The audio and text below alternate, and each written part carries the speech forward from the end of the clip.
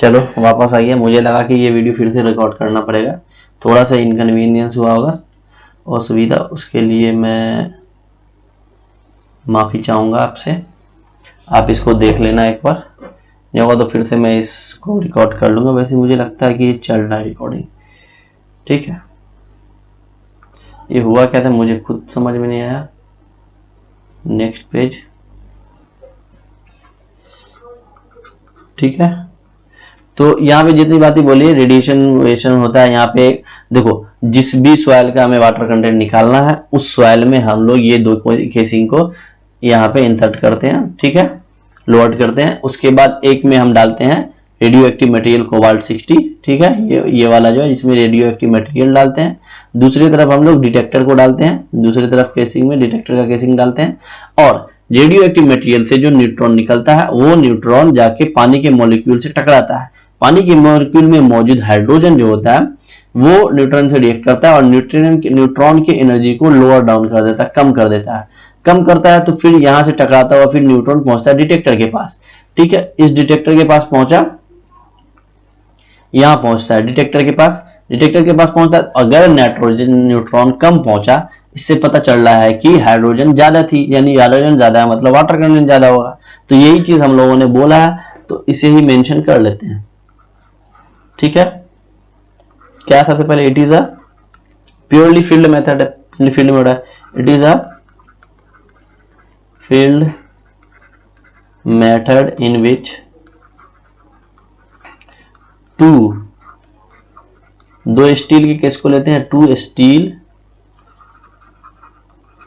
Casing are lowered in the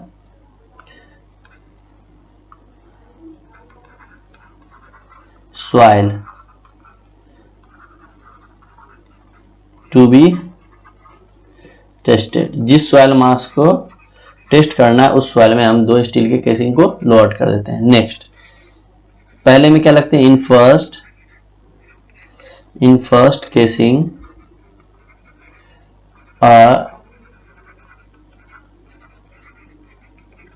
radio active material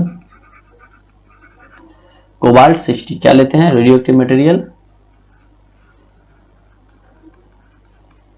cobalt 60 is placed and in another casing, दूसरे casing में क्या करते हैं, detector को लोअर्ड करते हैं,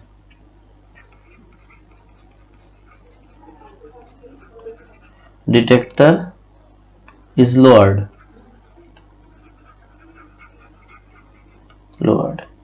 अब क्या होता है, व्हेन रेडियो होता क्या है, रेडियो एक्टिव मटेरियल से न्यूट्रॉन निकलता है, जाके पानी से टकराता है, उसमें हाइड्रोजन मॉलिक्यूल होते हैं जो हाइड्रोजन से रिएक्ट करके एनर्जी को लोअर डाउन कर देता है हाइड्रोजन न्यूट्रॉन के, और वो जाके फिर डिटेक्टर तक पहुंचता है। तो वही चीज लिख देते हैं, when radio active material is activated, it emits neutrons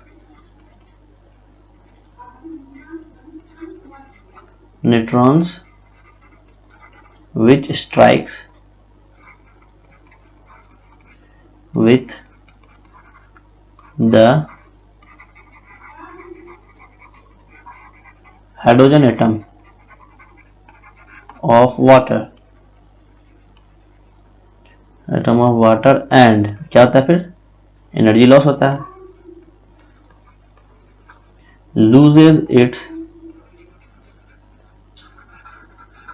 energy that is further detected, जाके कहाँ होता है, बाय किससे डिटेक्ट होता है, कौन करता है detector, that is further detected by, इसको यहां डाल देता हूं, detected by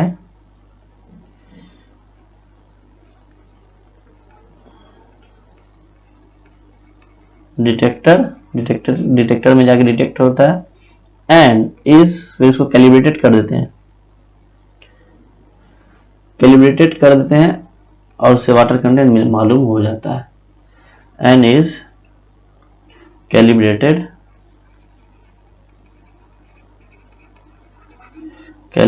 with the, हमें निकालना क्या, वाटर कंटेंट, तो वाटर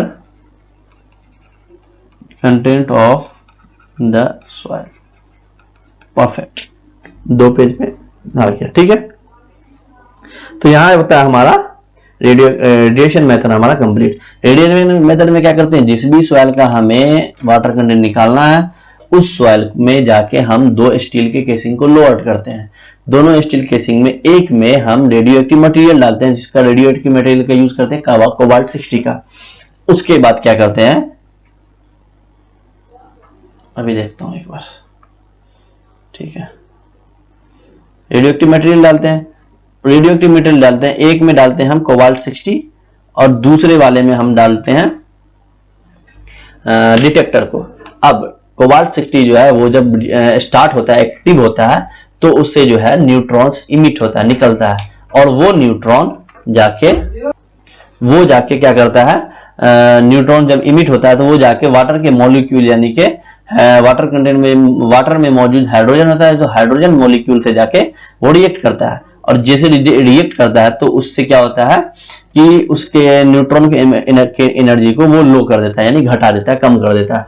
इससे क्या होगा, फिर न्यूट्रॉन का एनर्जी जैसे कम होता है तो वो बचा हुआ एनर्जी जाके पहुंचता है डिटेक्टर के पास, जो फर्दर डिटेक्ट करता है, और जैसे ही वो डिटेक्ट करता है तो हमारा जो, हम उसको कैलिब्रेट करा देते हैं वाटर कंटेंट के साथ, ठीक है। तो इस तरह से हमारा ये प्रोसेस चलता है, ठीक है। तो यहाँ पे अपना मतलब रेडिएशन मेथड कंप्लीट होता है। नेक्स्ट मेथड, ये था अपना 6th 7th, कैसे लिखा था 6th, चलो ABCD लिखा होगा तो ये हो जाएगा G, अगर 1 2 लिखा था तो 7th, ठीक है। तो 7th मेथड जो है हमारा जो है, जो कि लास्ट मेथड है, क्या, torsional balance method. Torsional balance method, इस टॉर्सनल बैलेंस मेथड को ही हम लोग इंफ्रारेड मेथड भी कहते हैं, इंफ्रारेड मेथड कहते हैं, ठीक है। क्या होता है, देखो नेम से रेफर कर सकते हैं कि टॉर्सनल बैलेंस मेथड है, यानी कि इसमें किसी बैलेंस का, यानी बैलेंस मतलब किसी वेइंग मशीन वगैरह टाइप का चीज है जो बैलेंस करके रखेगा, इस टाइप की चीजों का हम लोग यूज करेंगे। उसके बाद क्या होता है, इस मेथड में हम लोग इंफ्रारेड रेज को हम लोग यूज करते हैं। क्या करते हैं, इंफ्रारेड रेज यूज होता है किसकी तरफ से, वेइंग मशीन या फिर आप बैलेंस को मान लो उसके ऊपर, ठीक है। हम क्या करते हैं, इसमें एक तरफ जो है बैलेंस के ऊपर एक हैंड पे हम लोग सॉइल के सैंपल को डालते हैं, दूसरे हैंड पे हम लोग क्या डालते हैं, एक बल्ब को डालते हैं जो 50 हर्ट्ज का होता है, या 250 वाट बोल दो, या 230 वोल्ट का मान लो, ठीक है। तीनों की फ्रीक्वेंसी जो होती है वो 50 हर्ट्ज होती है, HZ हर्ट्ज, और वो 250 वाट का होता है, और 230 वोल्ट का बॉल होता है, ठीक है। बॉल नहीं बोलेंगे, बल्ब, सॉरी, बल्ब होता है जो दूसरे हैंड पे रहता है, पहले हैंड पे सॉइल का सैंपल रहता है। उसके बाद क्या होता है, उस बल्ब से इंफ्रारेड रेज निकलते हैं, वो निकलता है ऐसे और जाके पहुंचता है सॉइल के सैंपल वाले पे, और इस इंफ्रारेड रेज से ये सॉइल का सैंपल जो है वो क्या होता है, ड्राई होना शुरू होता है। तो इस मेथड में एक बेनिफिट है, क्या बेनिफिट है कि जो सबसे हमारा सटीक और सबसे जो हमारा एक्यूरेट मेथड कहलाता है वो क्या कहलाता है, oven drawing method. Oven drawing method में क्या होता है कि हम सॉइल की सैंपल को लेते हैं, जो पहले एक कंटेनर लेते हैं जिसको हम ड्राई कर लेते हैं, फिर उसका वेट कर लेते हैं जो M1 या W1 आएगा, फिर उसमें हम मॉइस्ट सॉइल सैंपल को डालते हैं, वो M2 या W2 होगा। फिर क्या करते हैं, उसको हम ओवन में डाल के 24 आवर, मतलब जनरल कॉमनली, और वैसे हम लोगों ने देखा था कि ऑर्गेनिक, इनऑर्गेनिक, ग्रेवल सैंड और सिल्टी क्ले होगा तो उसके लिए टाइम को देखा था, और टाइप ऑफ सॉइल के लिए हम लोगों ने उसका टेम्परेचर को देखा था। तो उसकी तरह से हम लोगों ने कर लेना है। तो उससे क्या होता है, हमारा जो सॉइल ड्राई होकर आया था, तो उस ड्राई सॉइल को फिर से हम लोगों ने वेट किया था, जो M3 आएगा। कैसे आएगा ड्राई सॉइल का वेट, M3 में से कंटेनर का वेट यानी क्रूसिबल का वेट M1 घटा लेंगे, सॉइल का वेट आ जाएगा। उसमें क्या होता है कि हमारे अंदर इनएक्यूरेसी आने की चांसेस होती है। कैसे, वैसा सॉइल वैसा सॉइल जिसमें वाटर एब्जॉर्प्शन कैपेसिटी ज्यादा हो। तो वो एनवायरमेंट यानी नेचर से वाटर को, जैसा सॉइल हुआ इसको बाहर निकाले हम, वो नेचर से अपने अगर वाटर को एब्जॉर्ब कर लिया तो अगर 1-2% भी अगर वाटर को एब्जॉर्ब करता है तो उस केस में हमारा क्या आता है, इनएक्यूरेसी आ जाती है। यहाँ पे वैसा इनएक्यूरेसी खत्म हो सकता है। क्यों? क्योंकि यहाँ पे देखो वेइंग पहले से हो रहा है, हम लोग बैलेंस में डालें तो वेइंग तो हो ही रहा है, यानी उसकी वेट को हम लोग, यानी उसका जो वजन है उसको तो हम लोग माप ही रहे, साथ साथ साइमल्टेनियसली जो रेज आ रही है वही उसको ड्राई कर रहा है। तो ड्राइंग और वेइंग दोनों साइमल्टेनियसली हो रही है, यानी कि एक साथ चल रही है। तो वो वाला जो एरर आ रहा था हमारा एब्जॉर्प्शन वाला, वो यहाँ पे कंपनसेट हो जाता है, यानी कि वो आने की चांसेस कम हो जाती है। ठीक है, तो क्या होता है ये मेथड, तो इसको एक बार हम लोग देख लेते हैं। सबसे पहले ये जो अपना मशीन है वो बनाते हैं, एक गेज ले लेते हैं ऐसा, ठीक है, इस पे अपना रीडिंग रहता है ऐसा कैसा, ठीक है। उसके बाद इस पे एरो लगा देते हैं जो रीडिंग बताएगा, ठीक है। अब देखो इस पे लगा रहेगा क्या, बैलेंस में लगा हुआ ना, तो एक बैलेंस ऐसा लगा इधर, ऐसा करता हूं तो ये ऐसा,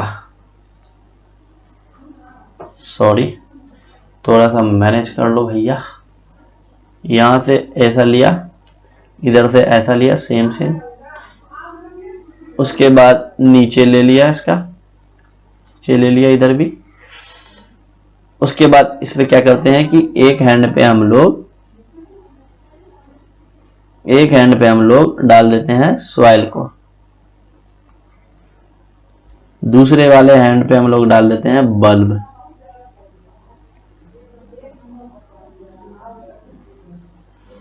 दूसरे वाले पे हम लोग डालते हैं बल्ब, जिससे इंफ्रारेड रेज निकलती है, ठीक है। उसके बाद क्या करते हैं, अब आ जाते हैं हम पेन पे, औकात पे। उसके बाद हम लोग करते हैं एक बल्ब बनाते हैं, बल्ब ये हो गया अपना, ठीक है, ये बल्ब हो गया, इससे इंफ्रारेड रेज निकलती है, ठीक है, ये इंफ्रारेड रेज निकली।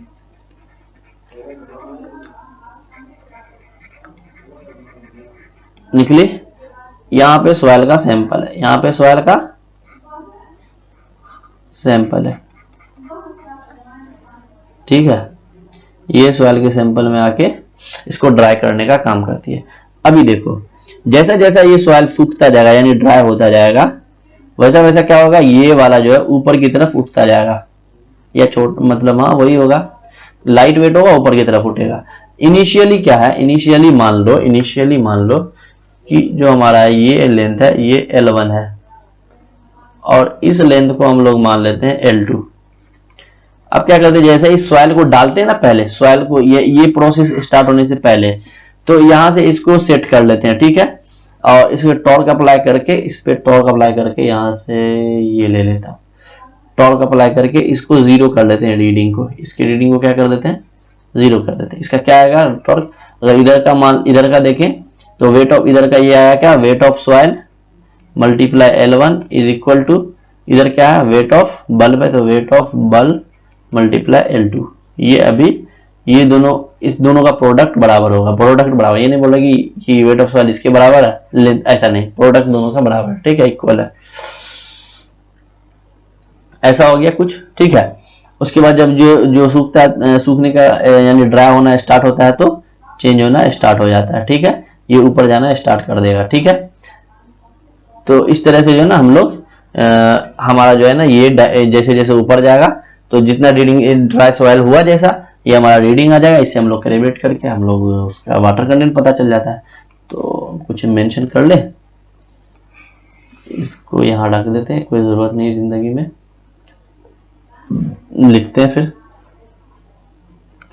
क्या लिखना है, इन दिस मेथड सबसे पहले क्या करते हैं, infrared rays are used for drying of the soil. Next, this method is suitable for किसके लिए? वैसा सॉइल जो पानी को मतलब ड्राई हुआ वाटर एब्जॉर्ब कर ले रहा है। तो इसमें केस वैसा केस नहीं आया क्योंकि ये ड्राई भी हो रहा है और ये ड्राई भी चल रहा है और वेइंग भी चल रही है। तो suitable for this method is suitable for which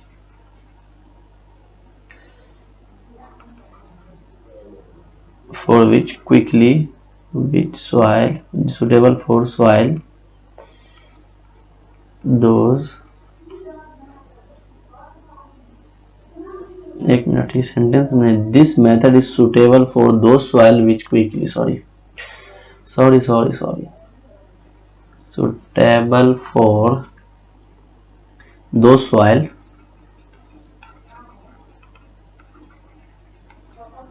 which quickly absorbs the water या moisture from the कहाँ से? नेचर या एनवायरनमेंट या एटमॉस्फेयर या nature. As in this case, क्यों? क्योंकि इस केस में ड्राइंग और वेइंग जो है साथ चलते। In this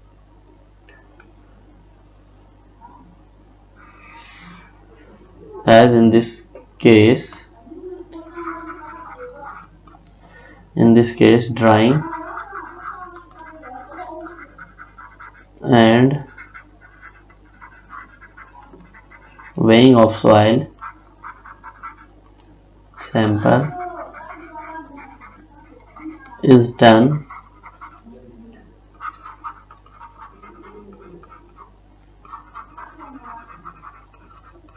simultaneously।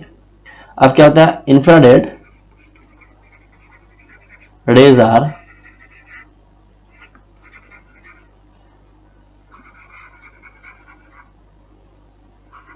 Generated by एक बल्ब से होता है। किससे?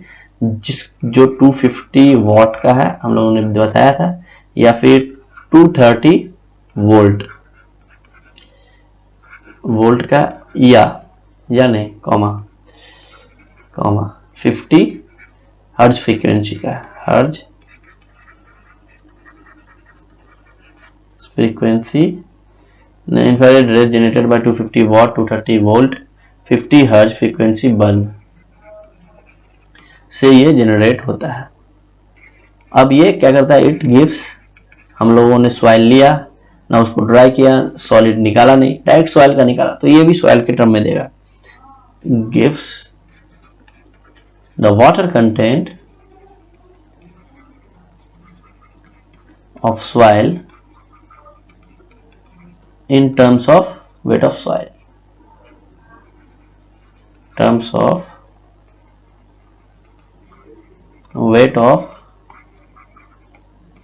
या टोटल वेट। यानी कौन सा वाटर कंटेंट देगा? W डैश वाला। कौन सा? W dash is equal to weight of water to the weight of soil, ये वाला वाटर कंटेंट देता है। तो यहाँ पे हमारा जो है इंडेक्स प्रॉपर्टी ऑफ सॉइल का जो फर्स्ट पार्ट था वाटर कंटेंट, उसमें हम लोगों ने वाटर कंटेंट निकालने का 7 मेथड, हम लोगों ने टोटल 7 मेथड को हम लोगों ने डिस्कस किया। यहाँ पे हमारा वाटर कंटेंट निकालने का जो मेथड था वो खत्म होता है, समाप्त होता है, एंड होता है। अब नेक्स्ट जो अपना इंडेक्स प्रॉपर्टी ऑफ सॉइल है वो स्पेसिफिक ग्रेविटी है, तो उसके मेथड को हम लोग नेक्स्ट लेक्चर में देखेंगे, क्योंकि वीडियो काफी बड़ा हो गया है, 28 मिनट का।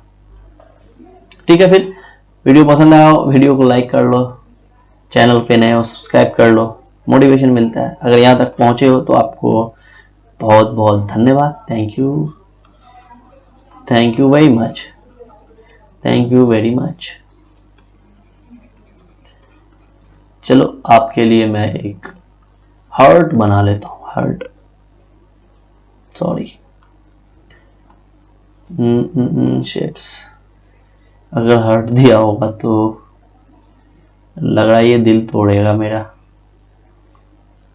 नहीं दिया, क्योंकि मैथमेटिकल जितनी भी चीज़ें हैं वो दे रखी है इन्होंने, मैंने यूज़ कभी नहीं किया इसका, दैट्स वाई मुझे मालूम नहीं था। कोई बात नहीं, प्रॉमिस किया हूँ हार्ट देने का, दूंगा। बहुत गंदा बनाया हूँ, बस रख लो एक्सेप्टेड।